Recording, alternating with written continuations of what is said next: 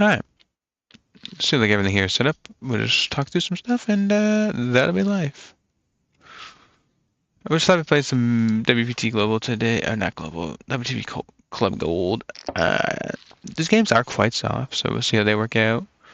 Uh, it's you really gotta exchange your ranges and what you expect ranges to be and things like that because people are super excited to play hands. Like this guy's playing 60% VPIP over 1,500 hands. It's like people are ecstatic and they're ecstatic to bluff. So you really have to tighten up what your calling ranges are and what your barreling ranges are and things of that nature. So obviously the squeeze here just kind of prints, right? We put a lot of pressure on this range and this range is kind of dust. So simple enough. By the way, so you'll notice the way that the cards are situated. So GG cards are like so much smaller. So the way the cards are currently situated, the tables are kind of messed up. So I got to fix a little bit, but for the time being, this will work. So we'll just squeeze here over the limp, right? And then this guy's only 2 cards because he's in the straddle. And we will come back to this hand. And this is a ray. Nope.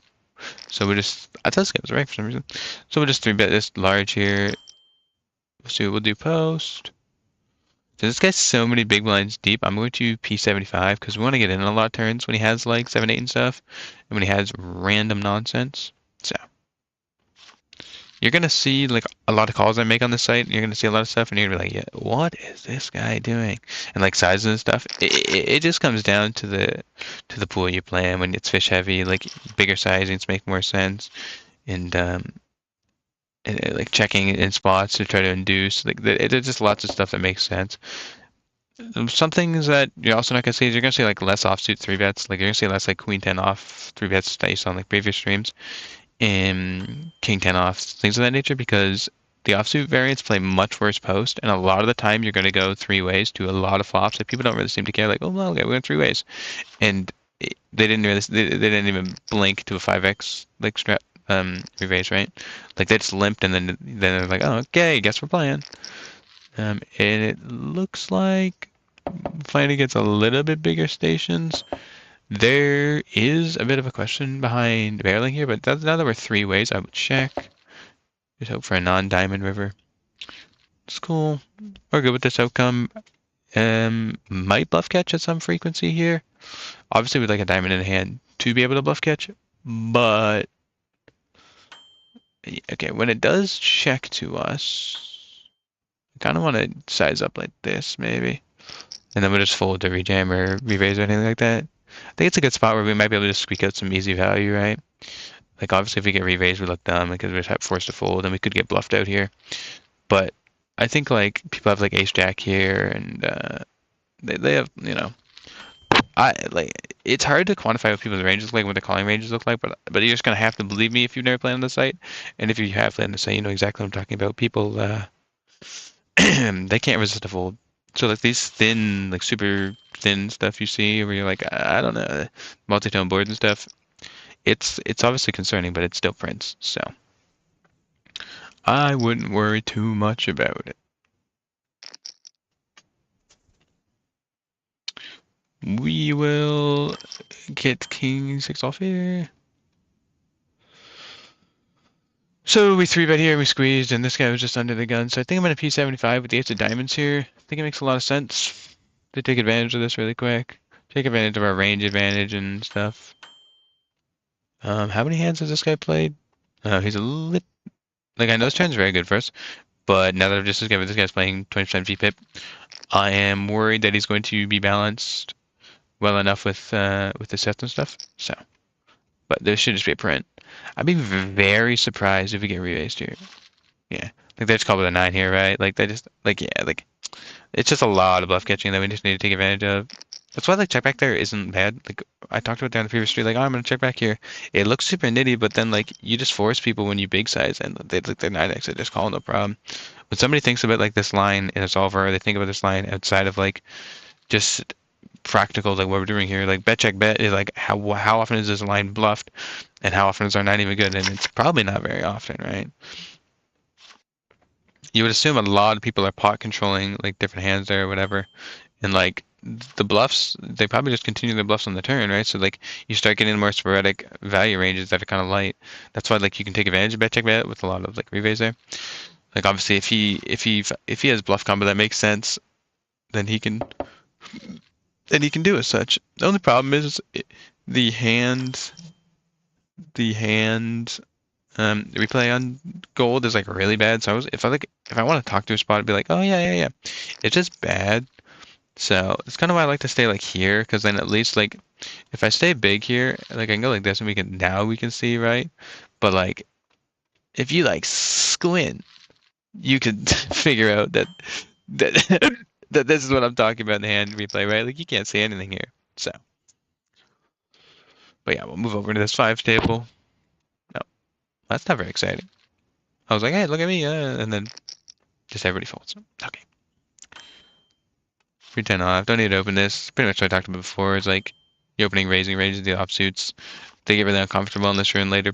Like your button and your blinds and stuff, because they have so many for people to go through, and you have to like, yeah, it's just uncomfortable, and it feels like so people's ranges are so heavy to call that like if you three bet, let's say you three bet queen ten off, like you would expect someone to fold queen jack offsuit like to your three bet or whatever, right? Because just the way ranges work out, right? Like you have stronger range, three bet range, and queen jack doesn't really play well because it's dominated a lot. Well, people call it a lot, and now you're facing the inverse of now you're dominated a lot. So that's why I like the cutoff of the suits make a lot more sense. They have a lot more playability post. You can make a lot more decisions with them. You can leverage them a lot better than you can just like a single hand, right? So it's like minute or whatever, but it really helps you stay out of these spots where where you're like going to be dominated and stuff. And like if you think about it, like how well is Queen Jack offsuit playing 4 or 5 ways, right? Well, Queen Jack suited is playing much better 4 or 5 ways. You know, we have so much more equity here. So it's just a simple little like, oh, okay, but it's nothing too interesting. I know you guys haven't seen a hand here in a minute. Uh, the only issue, I guess, is play a little bit slower, playing with a lot of wrecks, right? They need to think through things a lot more, and they have the time to think through. And we're also playing 8-handed versus 6, so that also slows things down a little bit. But it gives me more time to talk about like what different things I think about the site and stuff, right? Like what's important and like what size it should be. So I think one thing we can show here really quick is that like normally I'm 3x opening, but I think you can 4x here from the blinds and put a lot of pressure on this straddle. It changes his environment a lot. Also over here, we have 5x as we want to squeeze behind these two numbers here, but we don't want them to give them too easy of a chance, right? Back over here, when we straddle pretty large here, we would expect this guy that's a reg to be playing pretty symmetrical and not hit this board very often. Over here, we can just quarter here. This board hits us well.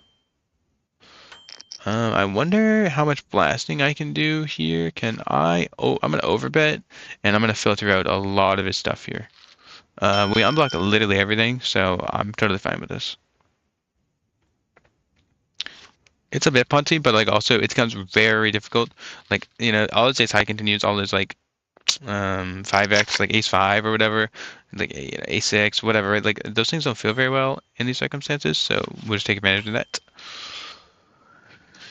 8-4 offsuit, hit food.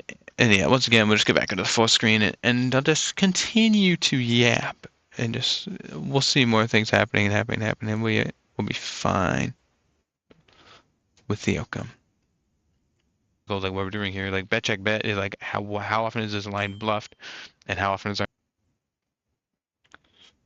Oh, this this messes me up all the time.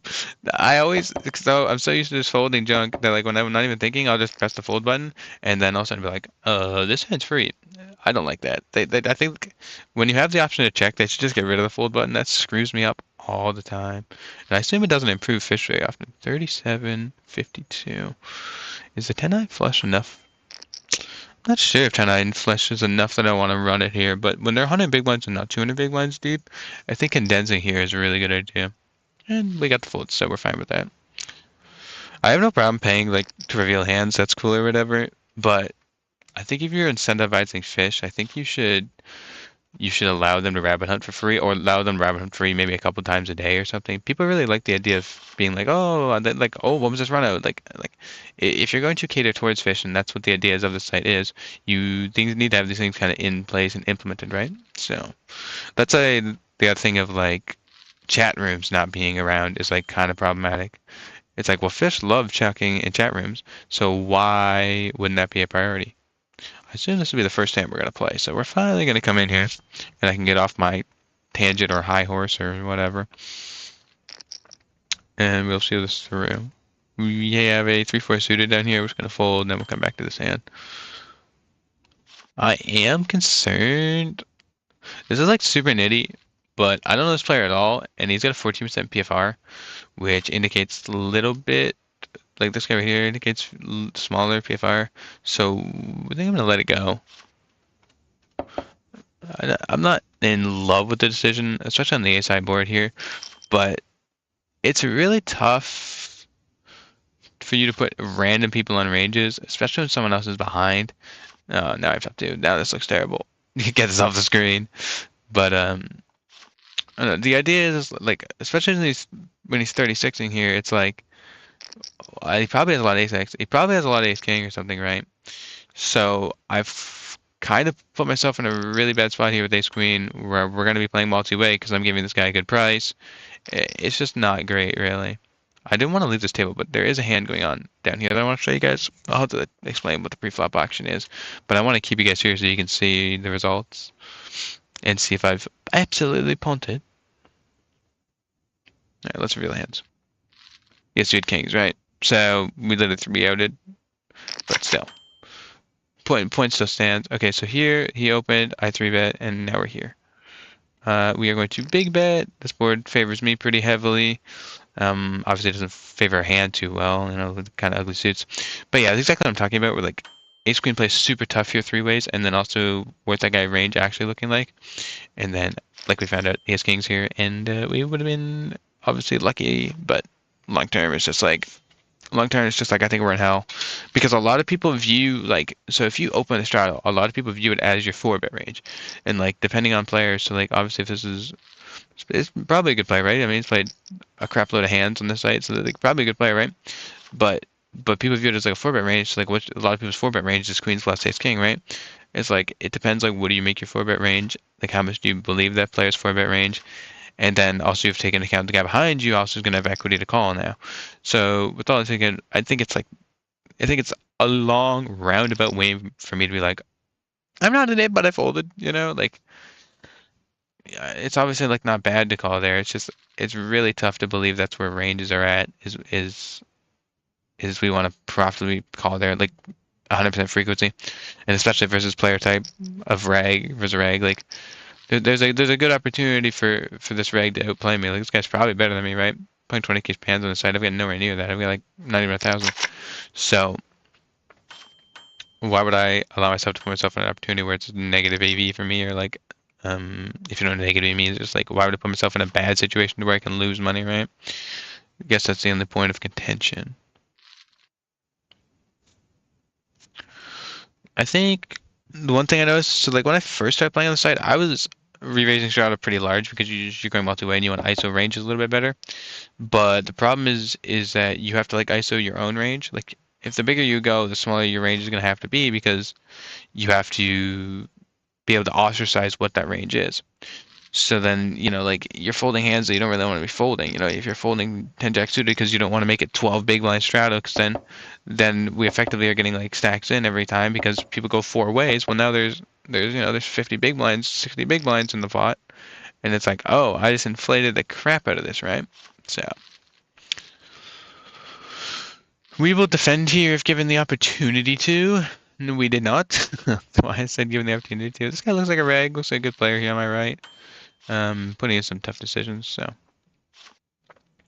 but yeah, I think this is the best way to do it. Is like whenever something interesting happens, we will zoom in, and then you guys can see from full screen like what I'm talking about and what I'm thinking about.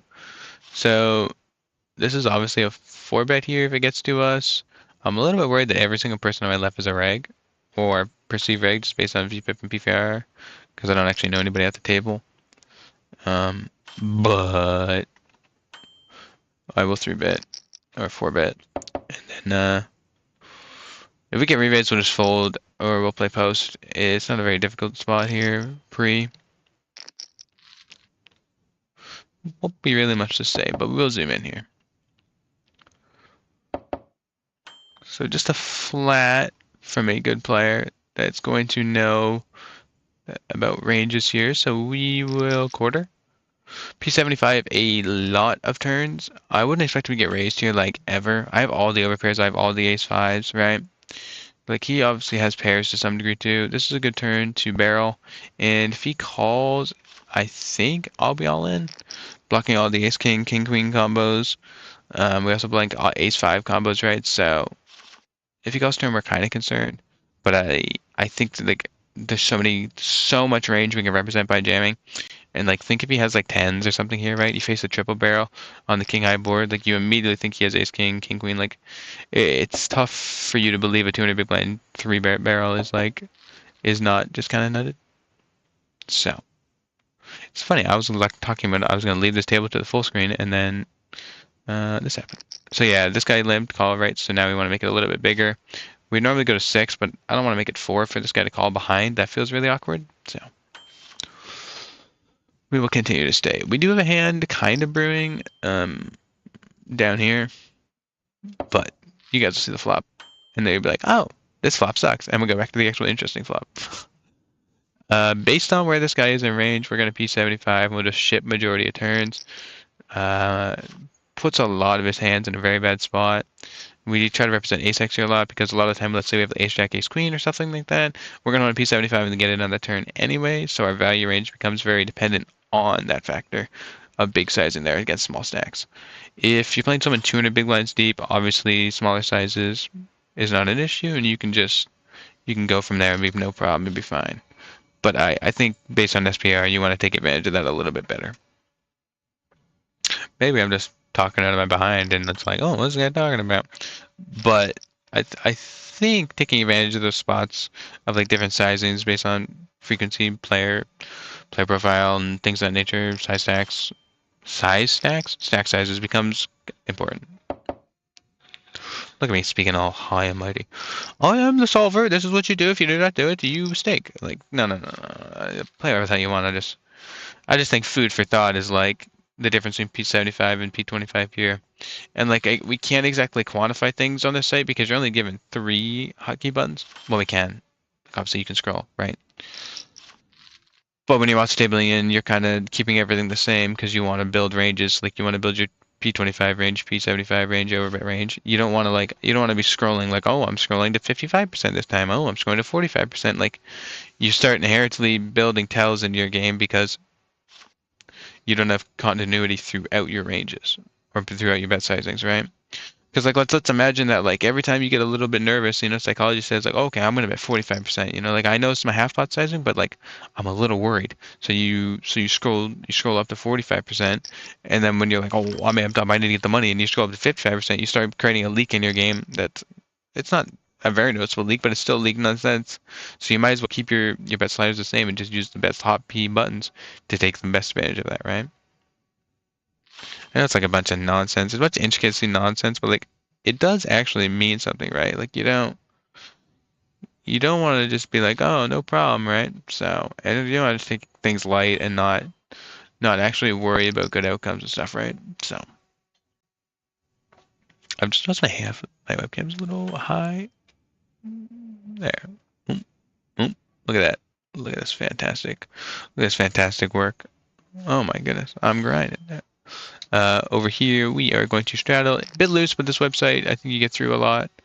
And we flop the set. Is this a station? Against a somewhat station. A little bit bigger VPIP than majority of people, so. We'll stay here. I have another hand that we're going to open on the second table, but we'll stay here. This looks more interesting. Just going to fold. That's fine. This is the hand I was talking about opening. If this guy opens, then we'll 4-bet. If not, we'll just standard open size. Just folding on a bunch of other tables. Nothing really interesting. And let's come back here. Is this guy a rag?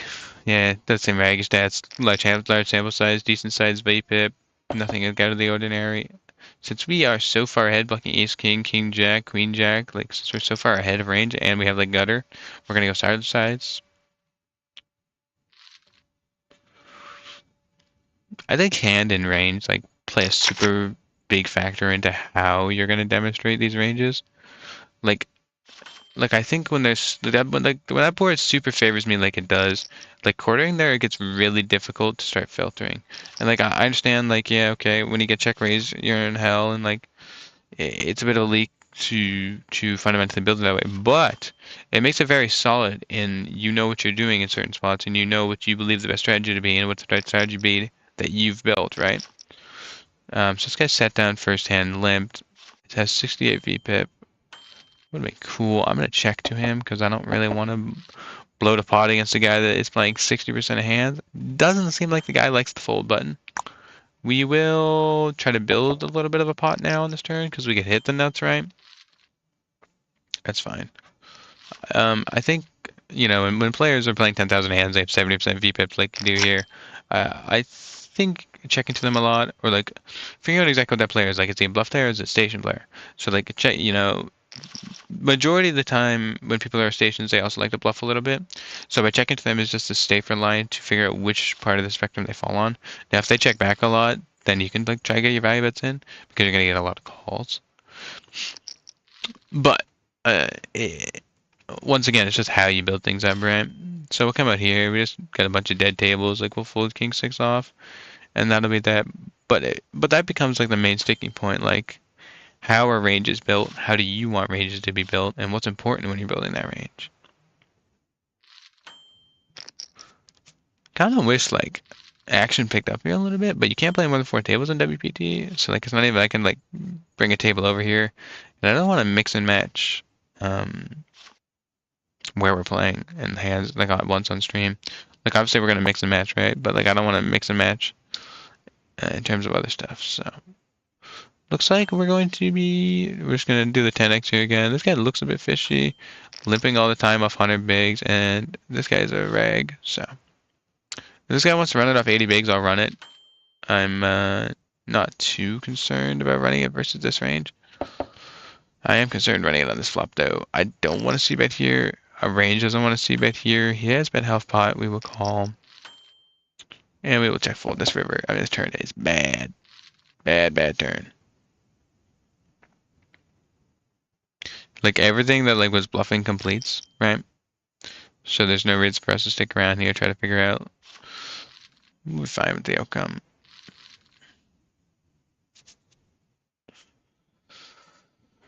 We'll go back out to full screen until we find a hand. We are going to fold this king jack on. Oh, we're playing kings over here. We don't want to call behind the rebase straddle bullshit here. So we'll come back over here.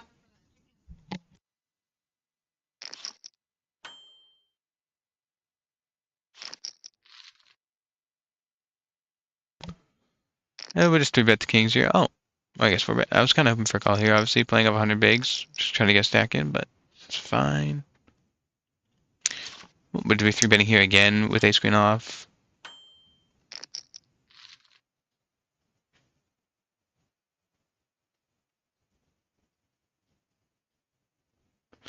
This king 4 suited we're folding down here is no problem. 21% VPIP. He just 4x. He didn't even give me. He's not. I don't like. I don't like. Oh, okay. I was gonna say even if I was given the opportunity to defend, it has to be from like 18. 24 is too large for me to be able to defend this, especially at a position here, right? So.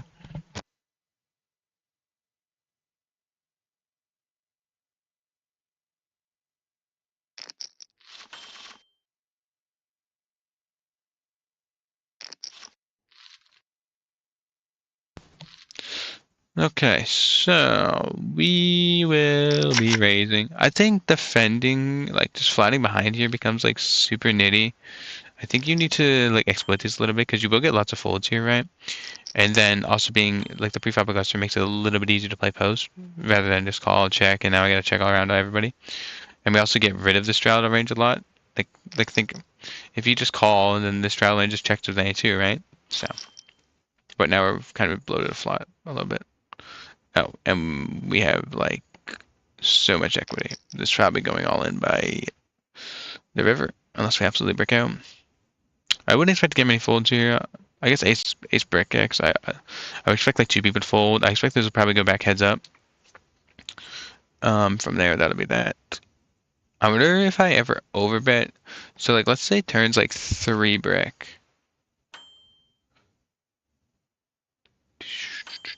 I think overbet makes sense. I'm worried about the guy playing behind me, but I'm gonna overbet. Just try to get this equity in now. I want to ISO this range, and I want to get this in heads up with like 40%. And if we get double fold, that's good. I think it's really difficult for our opponents to have really good hands, especially when I straddle here and they were just limping. Like, I guess you could argue literal best hand is ace 8 there, right? Or eights.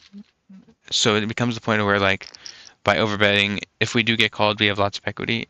And there's even a chance where we get like, I don't know, Jack 10 of diamonds to fold or something, right? Or King Jack of diamonds, like something like that, right? Because like, are they still getting the right price? I'm not entirely sure. I didn't check the math, but that's the idea, right? Is like by overbetting we put like hands in a really tough spot, and then if we do get called by like their best hands, we still have 30%, right? Like if he has bottom set, we still have, we still have 7 all diamonds out, so I think it's a really good way to clear out equity and pick up stacks. Oh, I opened this ace king hand because I was like, oh, this hand's interesting, and then nope, nope, it wasn't interesting at all. Like what the hell? I have to pull my dinner to the oven here in 10 minutes, so like, let's take a quick break. I'm just gonna boom, and then we can come back and play. But that shouldn't be too much of a problem.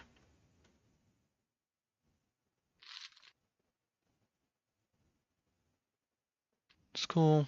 We're good with this. We'll come out here. We just got a bunch of dead, bad turn.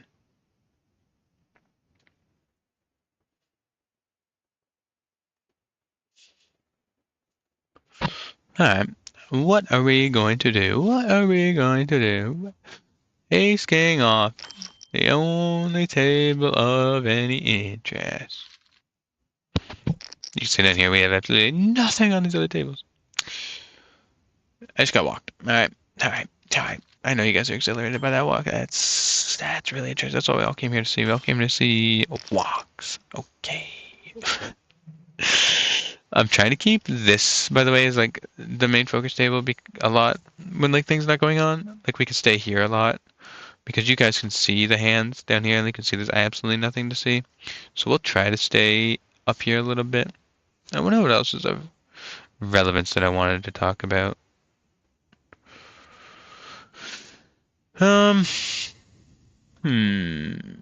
What else was there to talk about? I swear there was something and I was like, oh yeah, this is kind of important. And then I absolutely forgot what I was thinking about.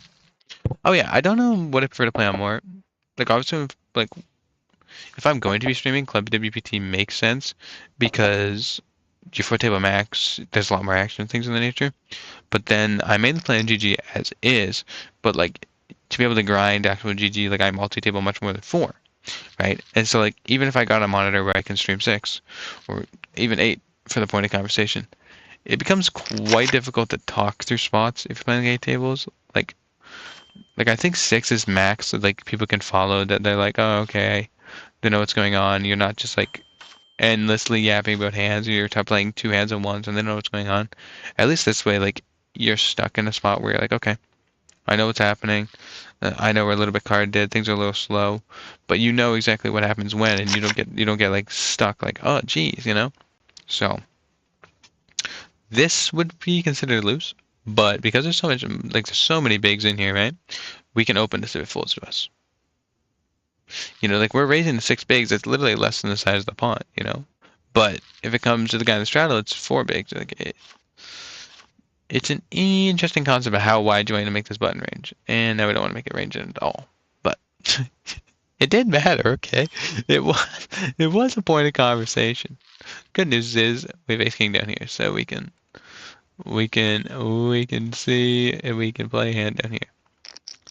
Because then also it helps like our strong hands here. Like when I was just talking about opening queen 8 off, having ace king offsuit is much better.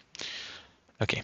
So either someone's going to call me or we're just going to pick up blinds for the next hour and I'm going to go, oh, Like what?